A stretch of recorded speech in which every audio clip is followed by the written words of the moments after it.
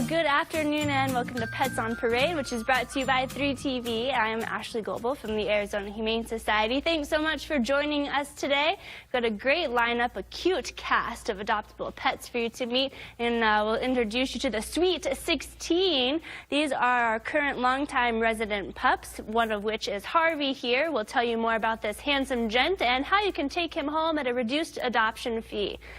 And what happens to a soldier's dog when they are deployed overseas? We'll tell you about this dog, Kelly, and a program with the Arizona Humane Society called Project Active Duty. Plus, the 5th of July is the busiest day of the year for shelters across the country, and many pets, frightened by the fireworks, end up wandering away from home. We'll have some tips to keep your pet safe over the 4th of July weekend.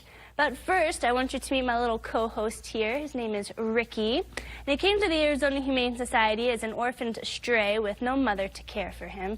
Now he's 13 weeks old, and he was one of 45 kittens who graduated from our bottle baby ICU just last month. And last year alone, we provided round-the-clock care for over 1,200 bottle baby kittens. So once Ricky was eating on his own, he was sent off to a foster home with Anna. And after a few more weeks of growing, here he is. He's good with dogs, cats, kids, and would love to have another playful feline roommate in his new home. Speaking of foster kitties, these 3 Kit Kats were sent to a foster home with Larry and Joanne, and they were just a few weeks old. We've seen a 90% increase in pets benefiting from our foster program within the first 2 weeks of June alone, and we sent 258 animals through our foster program. Now, here with these little kitties are joining us on the show today at 11 weeks old and weighing 2.6 pounds. Linda, they are officially ready for adoption. Absolutely. Well, I'm holding Buster here, and believe it or not, these are not triplets. You would think they came from the same litter, but these two are siblings, and we've got Buffy and Boomer. And foster parents Larry and Joanne were first fostering these 2 siblings, and then they went on the portal, they found a 3rd one, and you would think they all belonged together. But they fell into each other's family, and they absolutely melded together perfectly. They are just one of like 200 of our kittens right now, and they are available for adoption. We've got so many in our kitten nursery. I was told that this guy Buster here loves to eat and play. Buffy's the lap child, and Boomer here likes to sleep in drawers. So if you've got an open bedroom drawer, you might find Boomer in there sleeping.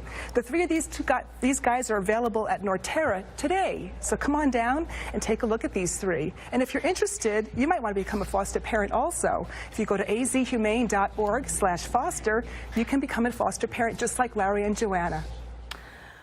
Well, a reminder from Brody the Pitbull, do not leave your pet in a hot car. Brody was rescued from a hot car just in the nick of time, but it only takes a couple of minutes for the inside of a car to become deadly for pets and kids. Now, 32 days later, Brody has made a great recovery, and he has since been adopted. But you can visit azhumane.org to learn more about the bill that Governor Ducey signed, which aims to end hot car deaths and allow Good Samaritans to take action without risk of civil liability if they rescue a child or a pet from a hot car. Now, with over 180 dog breeds, finding the right dog to fit your lifestyle can be difficult. So every week we feature a particular breed, and Perry, today it's the Rottweiler. Right, Ashley, and we're going to go way back to the days of the Roman Empire for this breed because they are ancient. They were bred originally to drive cattle, so the Empire used these guys to drive their cattle across the land. They also were used to actually drag carts of meat because there was no refrigeration back there, so they actually had the meat with them so it wouldn't spoil. Of course, now we don't use these dogs for that purpose at all. However, that was their original purpose. In around 74 AD, yeah, we're going back a long ways, the soldiers of the Roman Empire worked their way into Germany and settled in a town called Rottweiler, and that is where they get their name from. And let's fast forward now to World War I, where there's no more driving of cattle, there's no more needs to drive or have dogs dragging carts that had meat on them. They were then used in World War I mostly for basically war animals. Soldiers would use them for sentry duty, guard dogs. That's what they were used for. World War II, same thing. Nowadays, what's the Rottweiler used for? Well, they're just a great old companion doggy. And as of around 2013, they were the 9th most popular dog in the U.S. You see some great pictures of them. They're large dogs, big heads, unmistakable markings of the little brown eyebrows and the blocky head. Very, very great doggies, and they're just gentle giants. This one right here is one of the greatest examples. She is such a sweet, sweet girl. She's very, very gentle. Volunteers love working with her. She takes treats oh so nicely. We hear she loves to ride in the car. She is a wonderful gal. She came into us, we're actually going into more detail. Heat exhaustion again. A lot of these animals have this week. But Maggie here is one sweetie. Come on down and you too can own a purebred Rottweiler. Well, when military pet owners are called for duty, families are often left in disarray. And it was a tearful goodbye in December of 2016 when Kelly, a 6-year-old Beagle, had to part ways with her owner, who was being deployed to serve overseas in the military.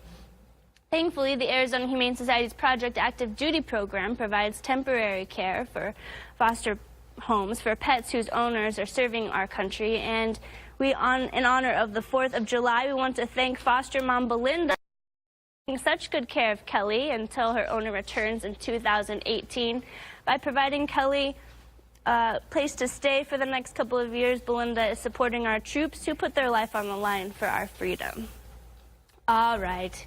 Here comes Trouble. He's 9 weeks old, a little terrier pup. He boasts those adorable scruffy appearance and likes to romp in the yard and play with other dogs. But without exercise and plenty of chew toys, Lisa, this little pup lives up to his name.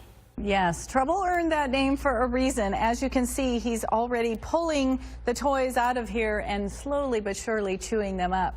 But Trouble is just 9 weeks old, so we all know what comes along with a puppy, so be sure you're ready for a puppy. Trouble looks like he's got some wispy terrier hairs, but looks awfully like a tiny little Rottweiler. But he's only about 7 pounds, so we're not really sure what mix he is. But as you can tell, absolutely, he's the sweetest thing in the world.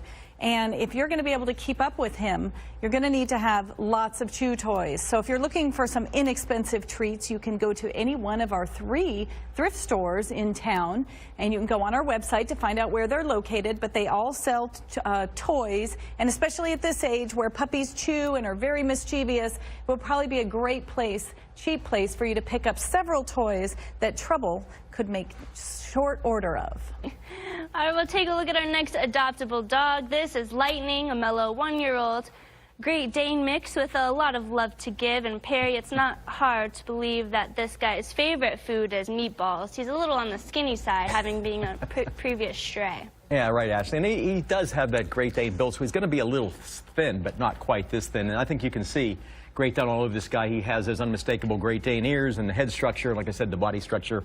He has a wonderful profile. He is good with dogs, cats, and kids. He is house trained. He is leash. Has a wonderful demeanor.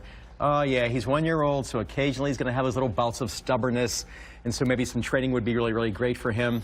This time of year when it's so hot outside, you know what he would excel at would be foraging. We actually had a little episode of that a couple weeks ago on foraging. How about throwing some treats out in the house, hiding them behind things in the place and have him go look for them. It's a great activity for him. He will be very, very active doing that and have a lot of fun. It'll stimulate him mentally also. But what a pretty face on this guy. Look how pretty he is. This is Lightning.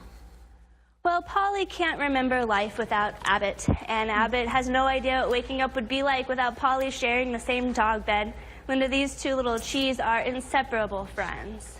Yes, I'm holding Abbott here. He's 5 years old, and his lifetime partner here is Polly, and she's 11 years old. Their owner had passed away, and so they are on the buddy system. They don't know each other apart from each other. They're bound for life forever, and they absolutely do everything the same together. They eat together, they sleep together, walk together. They don't know life any other way. And one thing that's really nice about having a couple, maybe senior pets, is that all the training of the puppy stages are done. They've already got their routine. They have their synchronized walks together. They're inseparable. As you can tell, she's kind of a little bit more of the matriarch of the family, but you would never know that she's 6 years older than him. So I've got Abbott here and Polly. They're on the buddy system. And whoop, that was a hello. Hello, everyone. A dynamic duo. Adorable they are. Thanks, Linda. Well, when we come back, we'll follow up with a former sheltered dog, Athena, and her best friend Luke to see how this pitty is doing in her new home. Stay with us.